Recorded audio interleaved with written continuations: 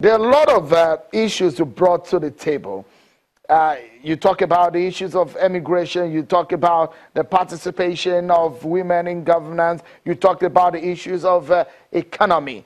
But for you, if you are analyzing the Buhari government from 2015 till now and what they have promised, how would you put it simply? I think that they overpromised, right? And when you overpromise, you underdeliver. As a matter of fact, I too was quite pro-Buhari as of 2015.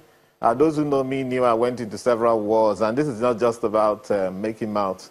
However, I think they overpromised. And in fact, the first place where I was disappointed, actually, was that I expected the president to take the moral high ground and declare his assets openly, and not to ask us to go to the Code of Conduct, what's it called, CCB as well, maybe Code of Conduct Bureau, or using the Freedom of Information. I believe that, like Yar'Adua had done in his time, it should have been easy and would have actually set the ball rolling. But that's that. I'm not actually quite concerned about the performance of President Buhari now. I think the reality is on ground. You know, we can see exactly how things have panned out. What we should be concerned now is how to up the ante in governance, to say exactly what are we doing. And you can see, as I said earlier in the day, for example, what I did an article recently, I think in Premium Times, at which I actually did a bit of research. In South Africa, the national budget is $115 billion. In Algeria, it's $63 billion. In Angola, where there are no more than maybe 10 million or less, it's $44 billion. In Egypt, it's $45 billion. And in Nigeria, we are struggling with a national budget of $22 billion. And even the next one in 2018 is not going to be more than $25 billion. Of course, you know that we have to dollarize everything at the end of the day because, we're talking about all of these economies are import intensive, especially Nigeria. So if you look at it on a per capita basis to say how much is the Nigerian government budgeting per citizen, right? Let's look at what they're budgeting. In South Africa, they're budgeting $1,900 per person. In Algeria, $1,600 per person. In Angola, $1,500 per person. In Egypt, $520 per person. In Ghana, $518 per person. But in Nigeria, the government is budgeting $111 per person. If you divide that by 365 days a week, that means, a year, that means it's less than $0.3. All right, if I may quickly butt in here, sorry to again come into what you're saying, but simply before, I need to go to Mr. Abdullahi, but I want you to just, in a very straight manner to answer this. If you look at, is there any improvement from 2015, the state where we were economically speaking now, and now, has there been any improvement so far? Well, if you go by, as of 2015, if you go by indices that are released by MBS, we're not in a better place because we went deeper into a recession after the government took over. And I think it was because of a couple of mismanagements here and there. All right.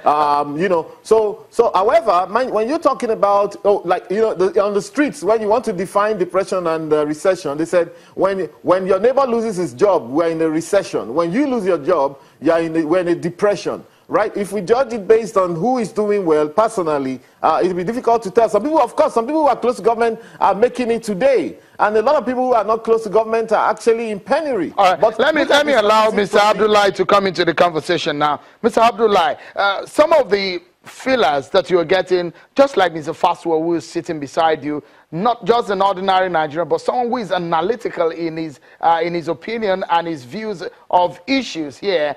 What would you say that the president will go to the podium in 2019 with in terms of the dividends Nigerians have gotten from the promises they made in 2015? Well, Shegun, first, let me answer Mr. Fashua on one thing, because he made assertion that the president didn't declare his assets, that he actually directed people to go to Freedom of Information Act before they concede. That's not absolute. That's not true. And it's shown. We have seen it. The president has declared his asset. The vice president has done that. We have seen the specifics of those assets. In fact, even at the time, the cows of Mr. President became a subject of joke against the president. president. So it's totally wrong to say that the president didn't declare publicly his asset. Then let me go to the economic issue that he said. He talked about the budget, where we are now. This government from 2016 to the budget of 2017 has been the highest this country has ever had. Before 16,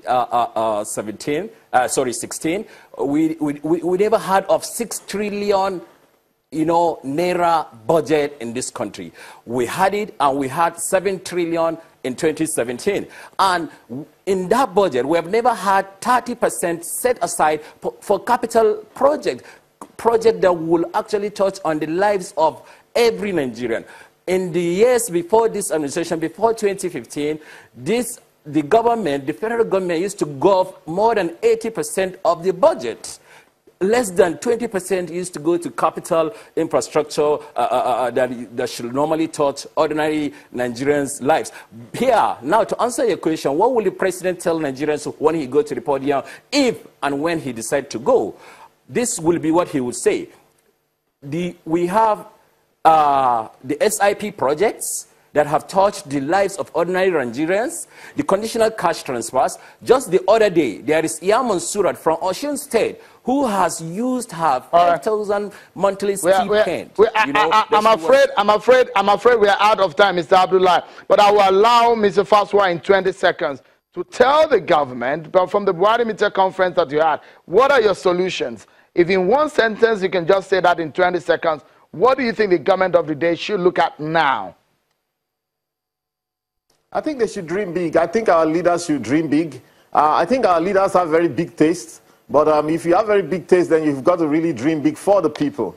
That's it. He said it rightly. We're talking about 7-8 trillion budget now. But Nigeria should be budgeting 30 trillion. That's the thing. We're losing too much in terms of revenue. They should look at blocking all of those areas. And let's be honest with ourselves. Thank you so much. Nigerians are dropping more into penury. That's it. Mr. Tokwe Fasua, many thanks for your thought there. And Mr. Ali Abdullah, many thanks. I hope that we sometimes will get together again to discuss this and see how we can move forward as a people. And that's our show for tonight, everyone. Many thanks for being part of it. I'm Sean Kimbaloye. Bye for now.